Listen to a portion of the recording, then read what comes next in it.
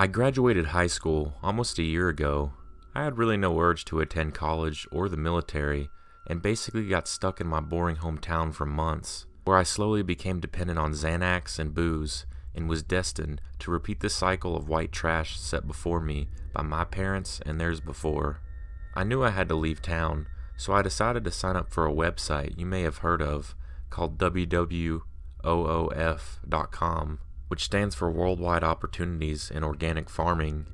You pay a small fee, and they make available a directory of organic farming operations that will feed you and allow you to live with them in return for a certain amount of work around the farm.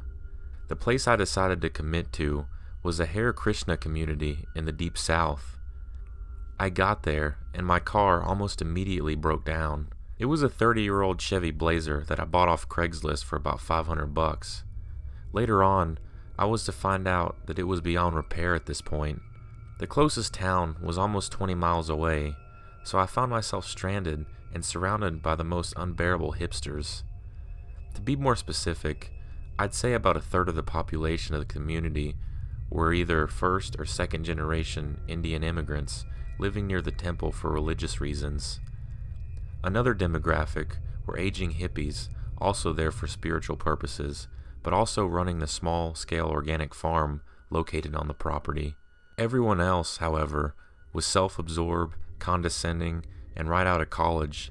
I basically kept to myself, but occasionally was forced into conversations about vibrating crystals and their 3-year spiritual journey, no doubt being funded by their parents.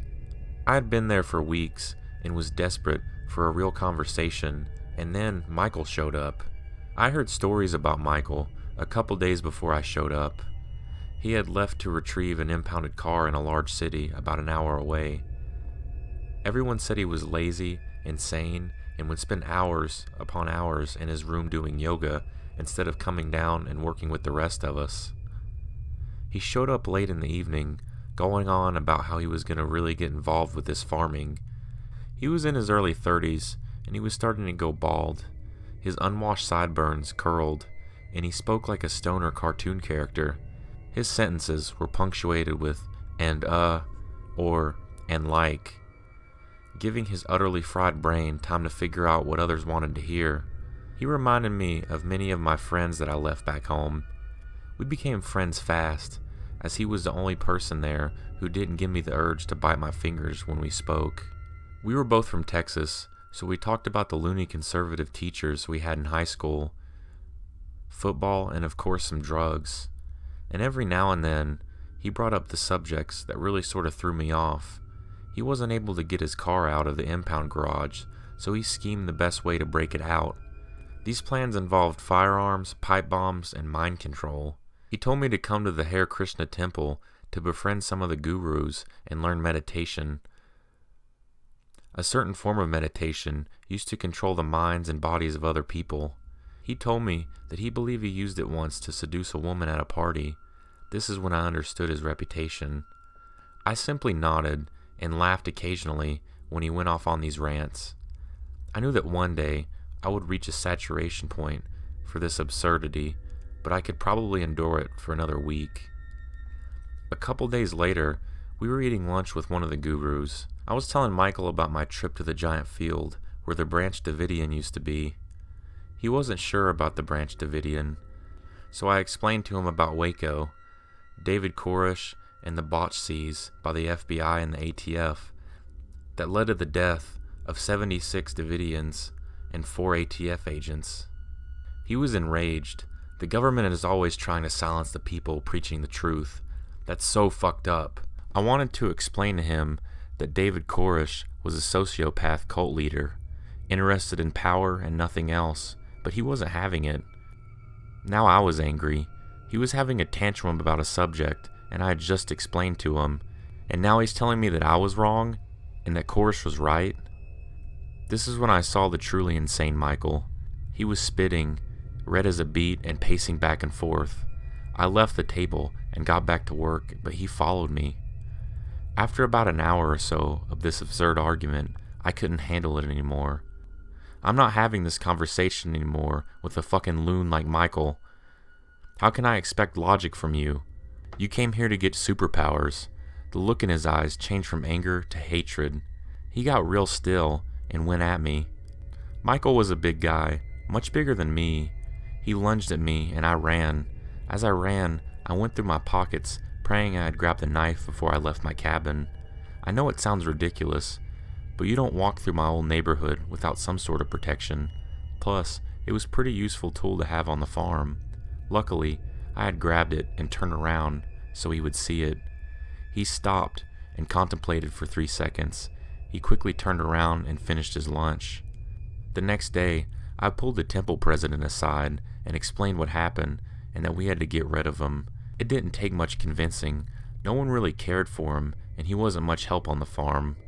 I felt bad snitching on the guy, but he was in a pretty desperate situation. He had no car, no money, and I can't imagine he had many friends. The temple president also informed me that he had been an alcoholic for 10 years and had came here to get sober. I found it very strange that he never told me this. Later that day, I saw someone through my window drive up and hand him several suitcases to pack what little he had, and then I saw them drive off, God knows where. The weeks went by and the whole encounter kind of faded, and then late one night I got a text. "Hey, this is Michael. We can get my car out for $280. Want to go traveling?" I never responded. I wasn't sure how he got my number, but I figured he looked me up on Facebook or something. A few nights later, I was in the temple office using the Wi-Fi to make some emails. I was making the walk back to my cabin, and from the pitch black, I hear a loud banging coming from the barn. I remember thinking it must have been an animal, but also thinking that it must be a pretty big one to make that much noise. I entered my cabin. The actual door to the cabin doesn't have a lock, but my bedroom did, so I used that one. I was pretty unsettled by the banging, but I figured my imagination was getting the best of me. Later that night, I woke up needing to take a piss. The cabin didn't have a bathroom, but we had a shared outhouse. I didn't feel like putting on shoes and walking around in the dark, so I figured I'd just piss in the sink. I know it's gross, but I'm the only one who uses that kitchen. I opened up my bedroom door and nearly pissed myself right there. Michael, who was completely naked, was crouching in the corner of my kitchen facing the wall. I made a noise I wasn't aware I could make, something you would only hear Shaggy make on a Scooby-Doo movie. This noise alerted Michael to my entrance. All he did was glare at me and shook his whole body. I slammed my door and locked it almost immediately. I knew what he was trying to do. He was trying to mind control me with that weird meditation. I called 911. I didn't open my door or even approach it until I saw the red and blue lights outside my window. Michael wasn't there when they arrived. My guess is he ran deep into the woods that surrounded the farm. I explained me and Michael's history and what had happened that night. There wasn't much they could do since no one seemed to know anything about Michael. I didn't even know his last name. I had to leave the farm shortly after that. Calling the police was really frowned upon, since I believe that many of the old hippies thought that they were still avoiding the draft. I didn't mind leaving either. I couldn't sleep knowing that Michael might be outside in those woods, angrier than he was ever before. I stayed up for almost 3 days while I waited for a friend to come pick me up.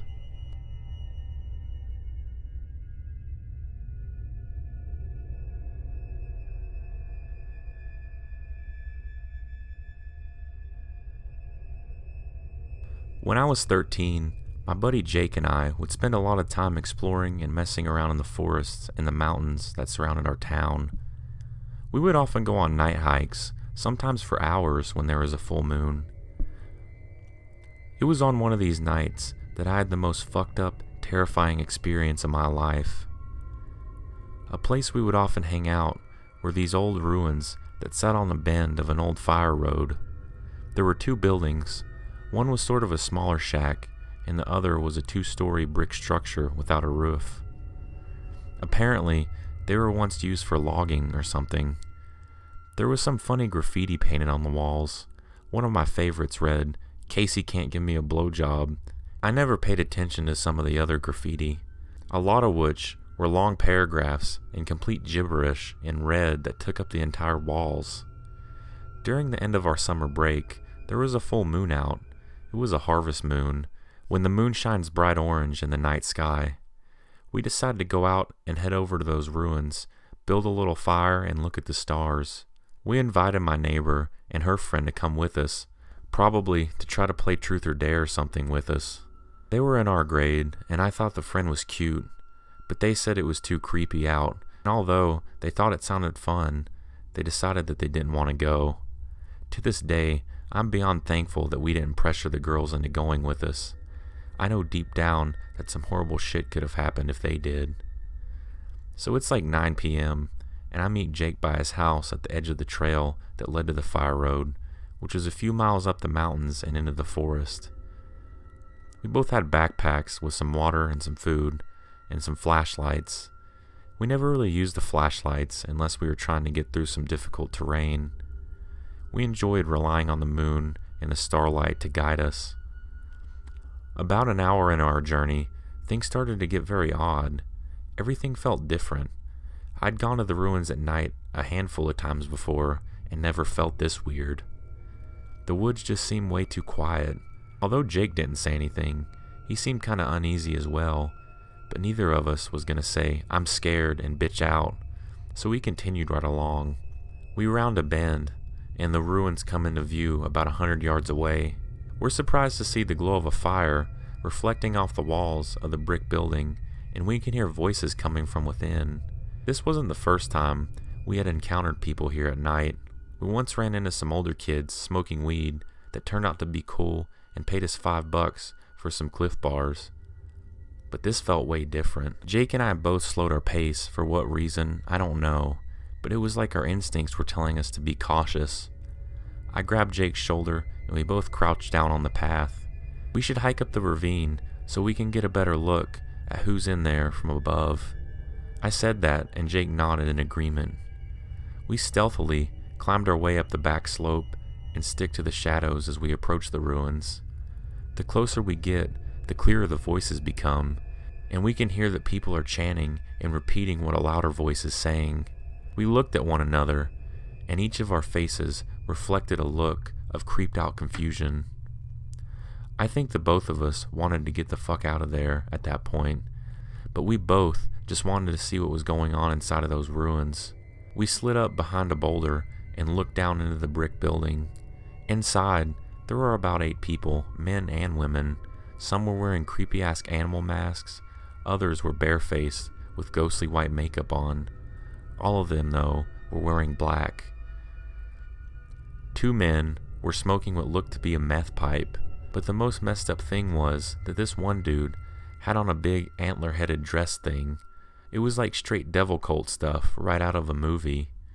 He was leading the chant, and they were all circled around a bunch of candles, set in a pattern with a big book next to the dead fucking black cat in the middle of it. Jake and I looked at one another, and neither of us needed to say a word. We both slowly retreated back, and we made our way down the ravine. We walked at a steady pace, crouched down, and kept close to the slope side of the trail, staying within the shadows. We come to that bend where the ruins first come into view, and as we're about to pass, we both hear the sound of approaching footsteps. There's literally nowhere to go.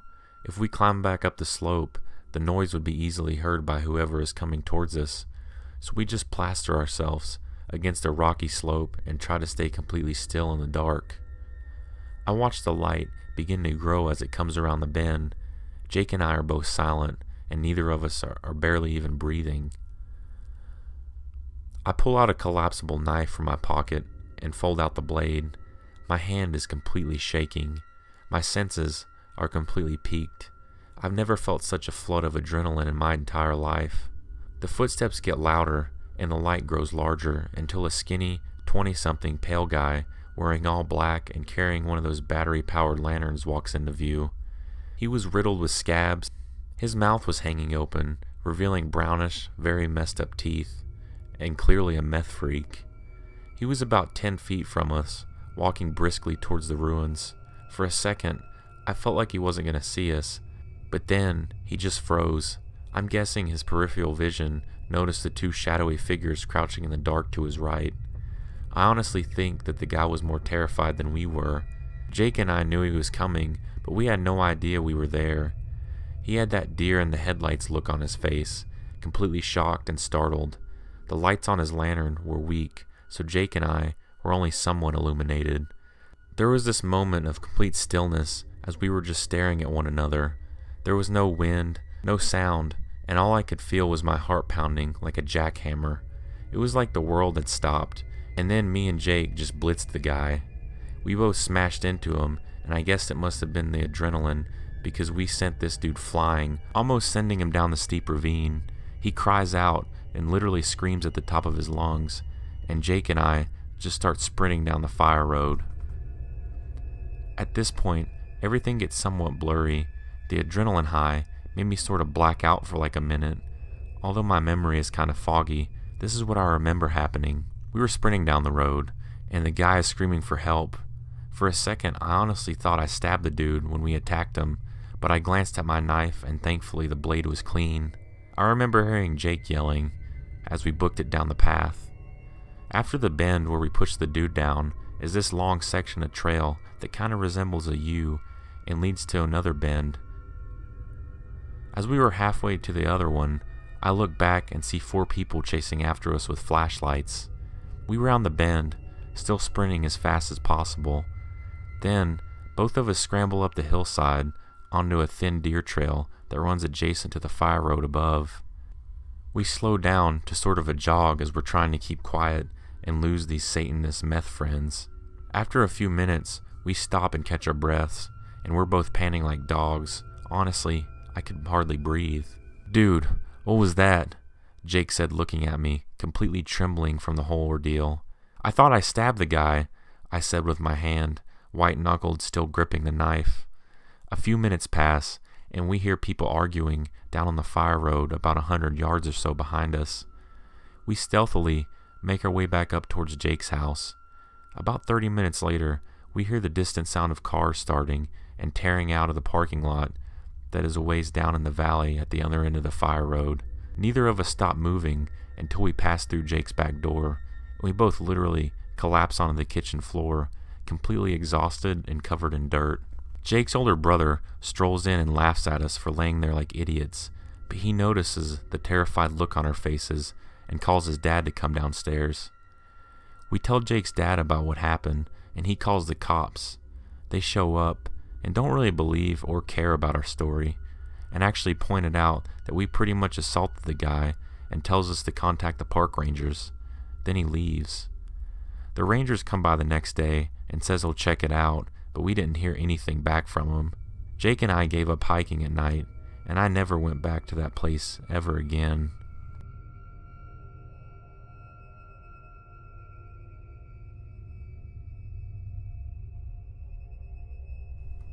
It was late August in Plymouth, Ohio, a place known to have some really weird stuff going on, blamed on a cult.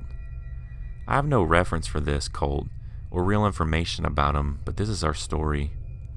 We were sitting on the roof of my cousin's house because the window out of Craig's room led right to the first-story roof, which was almost flat, and he had a tree right next to it, so we could sit out there almost every night that we were together and grab these cigar-looking things from the tree.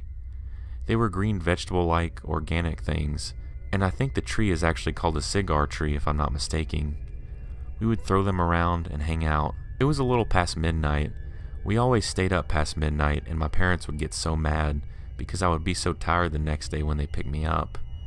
I remember there were fireflies out in the field, which was probably 200 feet long and about 100 feet wide. On the left of our view was a country road, as we were in a very rural area, and across the road and down one block there was an old cemetery, which my older cousins told me horrifying stories about. On the right side of the view of the field was a small grouping of trees, and then literally a 60-foot drop straight down to a river. You couldn't climb it because it was very crumbly shale. That river probably cut out over a few hundred years ago. At the far end of the field from us, there was a pond. It was dug out with a bulldozer a few years earlier and was only about 15 foot deep, but there was only ever a little puddle at the bottom at this time of the year. I tell you all these details not to make you read so much, but so that you can understand the environment. I remember it being pretty bright out, almost a full moon and no clouds. We could see very well, and there was nothing to hide behind in this field. It was wide open, up to the tree lines that surrounded the property, and the tree lines across the street. Chris had just saw the man dog first. I was talking with Craig and Jen about some video game, and then Jen noticed Chris was staring. Jen followed his eye line, and that's when Chris and I looked towards the bank. The trees were providing enough shade from the moonlight that it was hard to tell what it was at first. Chris said something along the lines of, "Is that a dog on its hind legs?" Then it came out of the dark and started walking in the field. I was frozen solid and I couldn't breathe. It made no sense into my head. It was a German Shepherd head that was literally attached or being worn. He was walking like he was drunk. I remember he was wearing a black plain t-shirt and dress slacks. He wasn't a scrawny guy, nor was he massive, but rather above average build. I'm not sure he could see though, but it seemed like he could. Anyways, I was scared and couldn't move. Jen yelled out, "Who's there?" The creature man turned and looked up at us and started walking directly towards us. And because we were on the roof, we were probably really easy to spot. The man didn't say anything. He didn't run. He didn't even make any gestures towards us. He just came walking. Craig ran up to the window, opened it, and climbed in. Jen followed, and Chris grabbed me and pulled me through the window. When we went inside, Craig told his dad, who was a huge gun enthusiast. His dad, after about 10 minutes, had a shotgun and was putting his boots on to go outside. I remember during that 10 minutes, there was noises of something pushing on metal, a door opening outside, which we think to be the garage door, and a really loud crash. We couldn't figure out what it was. My uncle went outside and started looking into the field, and being the stupid kids that we were, we walked outside the door to see also, but didn't go far. I saw blood all over the garage door handle. The garage wasn't connected to the house, rather about 5 feet across from my house, between the house and the field. My uncle ran around the garage, and we couldn't see him. It was horrifying, some very real horror film stuff. Chris spotted the man again, who looked like he was either coughing or laughing by the way his torso was bouncing his shoulders. The man jumped over the bank, and by the time my uncle noticed him and got across the field, he was gone into the darkness. My uncle called the cops and told my parents, and no one really gave it much thought. There was a posting on a few streetlights about a missing German Shepherd. A few weeks later, they found the decapitated head of a little girl in the woods by the cemetery that was a block away from my cousin's house. This house no longer stands, but I actually drove by the area in 2009. By the way, I left Ohio in 2007.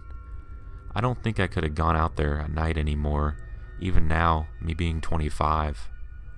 When I told my wife this story, I don't think she believed me, but when she met Chris, Craig, and Jen, each one, on their own, mentioned the story. My dad still says we were full of shit, and I don't tell anyone about it because I have no proof for such a weird happening.